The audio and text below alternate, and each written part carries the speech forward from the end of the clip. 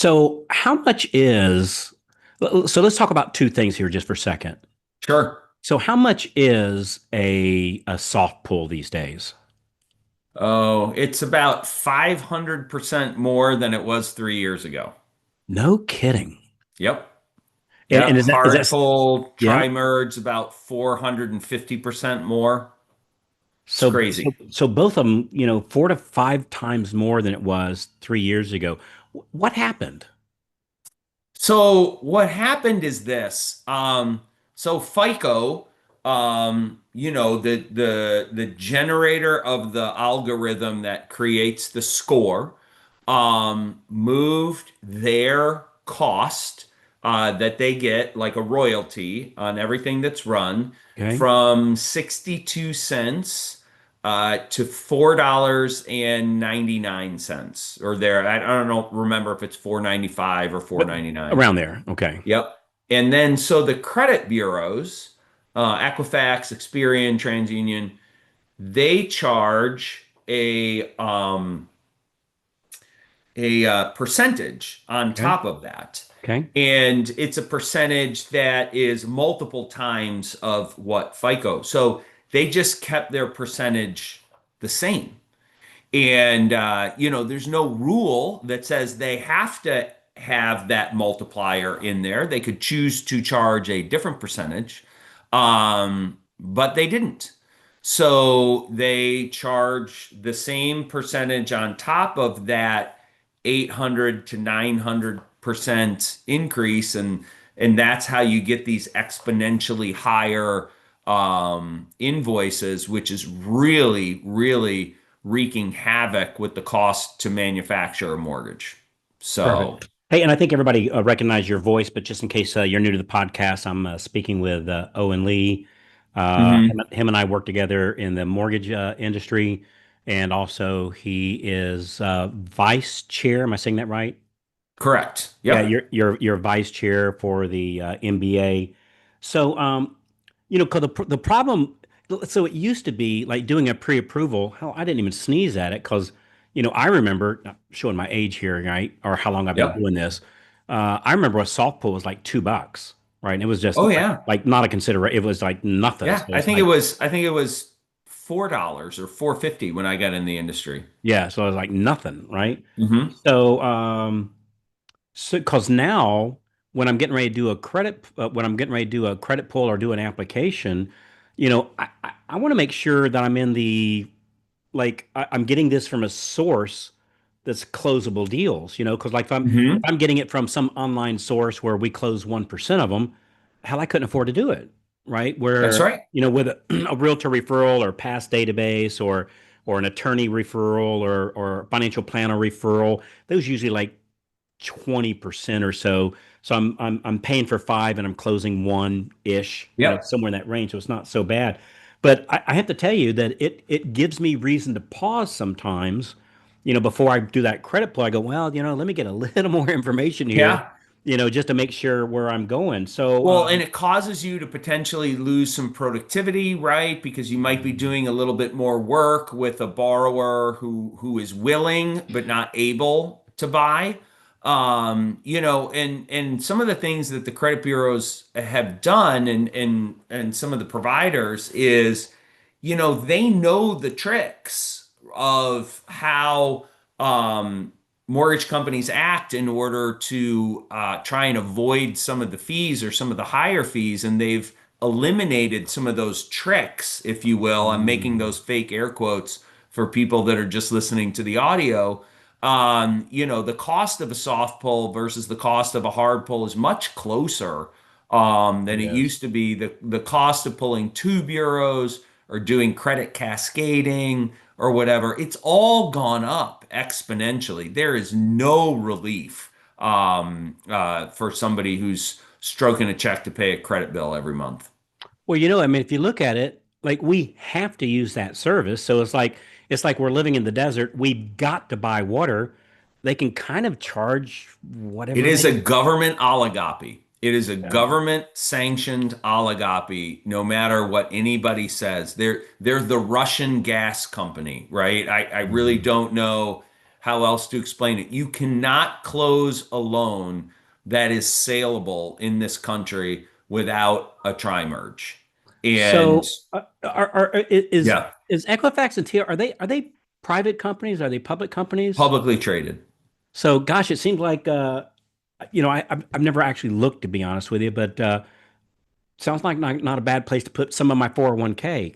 Well, I tell you, if you go read the FAQs and some of the commentary on their filings, because they are publicly traded companies, um, there's some dancing in the end zone going on about how much money they're making from the mortgage industry. And I tell you, it's really got a lot of folks in the industry up in arms. It's an issue that is definitely caught the attention of the Mortgage Bankers Association. It's an issue that's caught the attention of Director Pulte. He's tweeted out about it a few times. And at the time of this recording, it was just about a week ago that he tweeted out some news coming in 1 to 3 weeks. So, since I know Director Pulte is a regular listener of yours, Carl, I would just He'll hear remind this. him.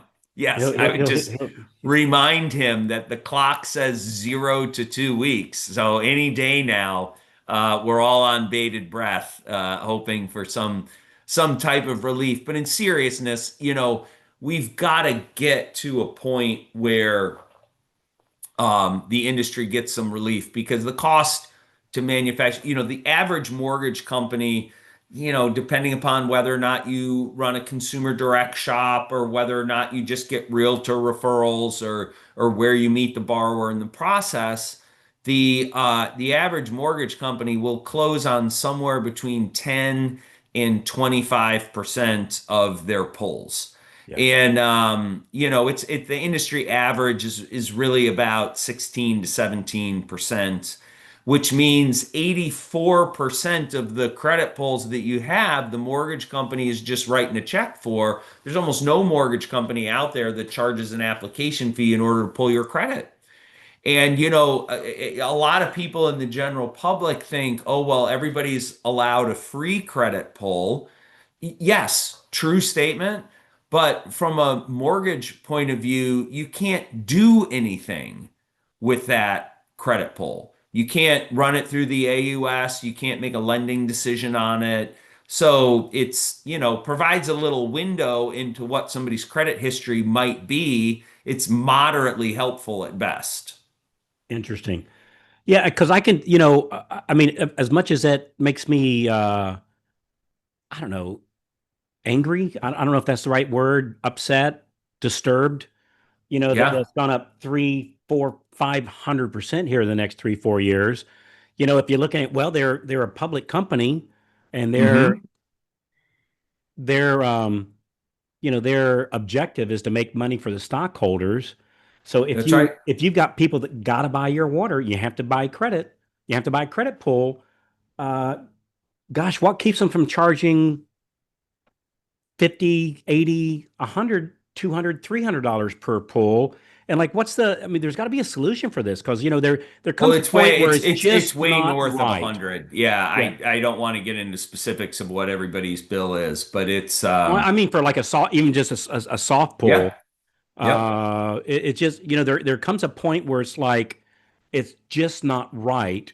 It kind of reminds me of selling plywood right before a hurricane for 10 times the price, right? It's price gouging, right? That's right. It's actually against the It law. is. It's Yeah. it's 100%.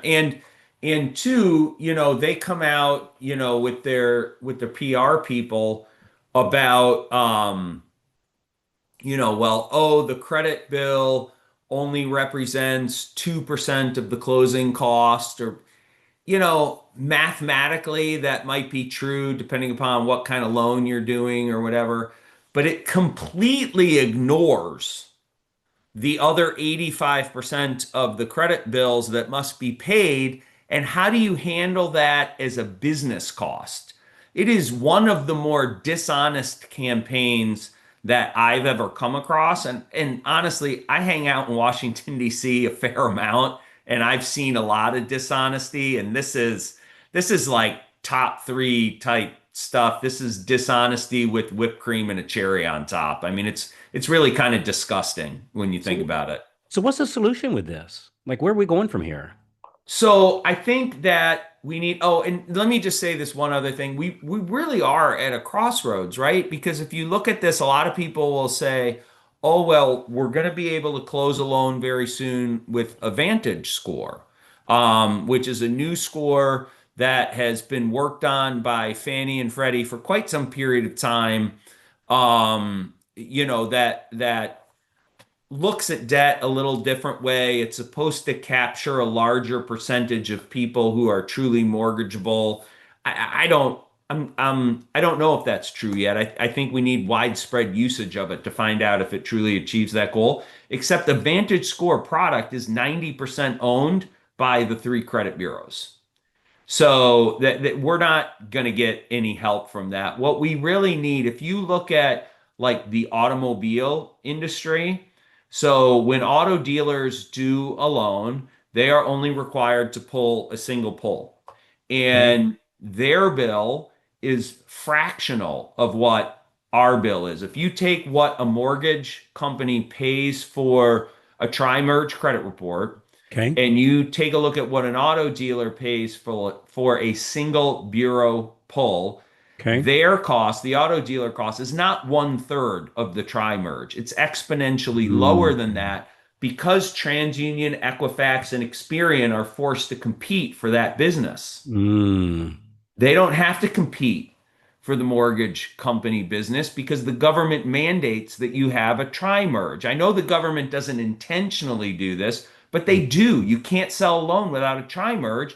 Fannie and Freddie are in conservatorship, and the FHA and the VA and the RD loans are owned by the federal government, essentially. And so we need to break the government oligopoly.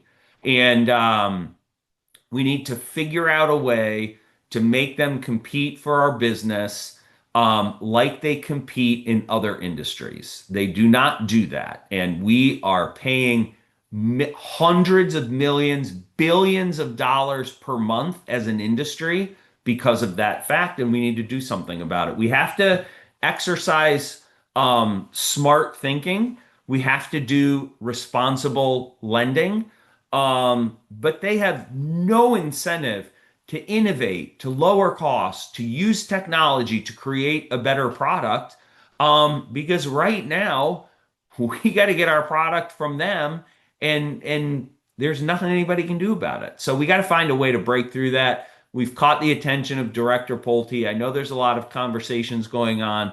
No real news yet, but this is an issue we have to pay attention to. We just do.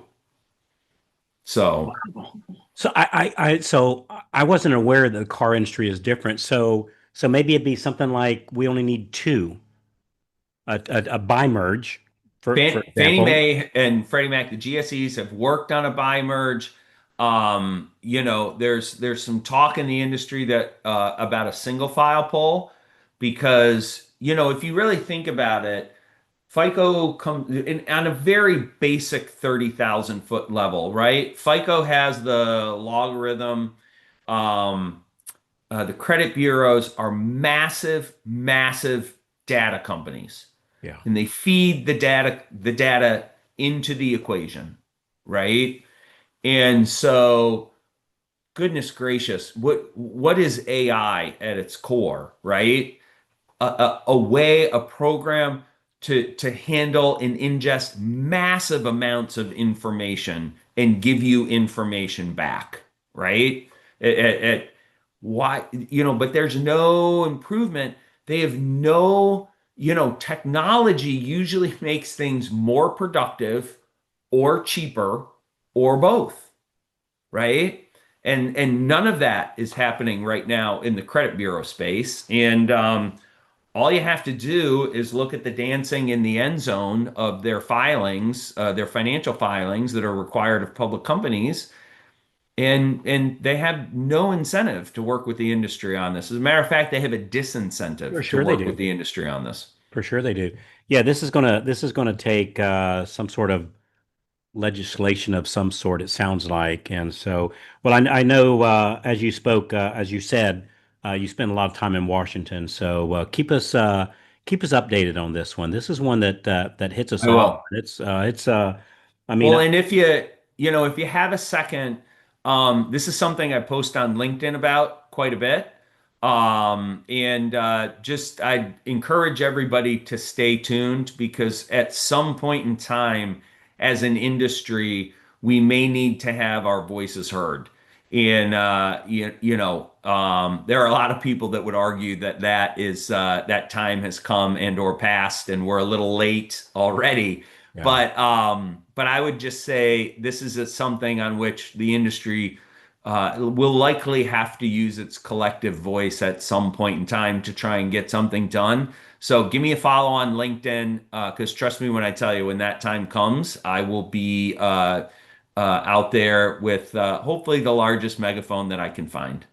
Yeah, very good. And I know you've done a lot of work also on the let's call it anti-trigger lead type of bills that you've been on the front line of that, and following you on LinkedIn is a great way to keep up with that. Well, that's another thing that our special friends, the credit bureaus, disagree on Yeah. is trigger leads, Funny how that right? They make a works. lot of Yeah. revenue Yeah. selling trigger leads, especially one of them. And again, just take a look at the filings. I don't want to name names. We all know Yeah. who they are. This is an industry-wide problem. Yeah. So just stay educated and stay informed because this is something that we need to sharpen our pencils on. The one other thing I would say, Carl, is we have been hammered as an industry for 3 years in a row, absolutely hammered with price increases as this has been phased in. Why are we sitting here after 3 years of getting hammered, thinking the hammering is over? I don't think the hammering is over. They've tattooed us for 3 years in a row. Why are we thinking that they won't tattoo us again? What are we going to do? Only get a 40% increase next year and exhale and so say, "Oh, thank God it wasn't a 100% increase." I mean, Yeah. Yeah. fool Thank me God. once, fool me Thank twice, fool yeah. me 3 times, fool me 4 times. What's that grandmother saying? Yeah, thank God he only beat me for half an hour and not the full hour. It's That's like yeah, yeah, yeah. so great. Hey, so be sure to follow Owen. So it's Owen, as you would think, Owen Lee. Yep. Owen and Lee Lee Yep. on LinkedIn. We'll put the link in the show notes. And Owen and I also have a mortgage town hall meeting coming up that's open to the public. We'll be doing it here on Zoom. We did one kind of like this about 3 months ago. I think we ended up with like 20, like close to 3,000 people registering for it. So when It we was so you might want to go register for that like right away. If you go to mortgagetownhall.com, mortgagetownhall.com, that you can register for the Zoom. And as last time, we're not selling anything. We're just collectively we're bringing good information about timely topics to the mortgage just industry. sharing, yeah, sharing info. There's so much going on right now, Yeah, Carl. I mean, I can't, and we haven't even touched on the topic of GSE reform or, yeah, they've been posting on X or tweeting, whatever your flavor is about yeah. that. My goodness, there's a lot of what is it if I don't know if people hunt sharks, but what's that saying? There's a lot of chum in the water. A lot of chum in the water. A lot of things to talk about. So good stuff, Yeah. man. I appreciate you, Owen. Thanks for coming on here. Thank you, Carl. All right, and for our listeners, hey, we really appreciate you letting us be a part of your day. Whether you're at the gym working out and we're on the treadmill with you, sitting at your desk, or perhaps walking Rover around the yard, or just sitting on like we do in the South, sitting on the front porch, drinking a glass of tea. Owen and I really appreciate the time, and we also appreciate it if you give us that review. We always appreciate the honest review and forward the episodes to your friends so cause collectively this kind of thing we're going to need a collective voice, and the more people that have a voice, the louder that voice is, and the more likely we can move the needle. So thanks again, everybody. We appreciate you.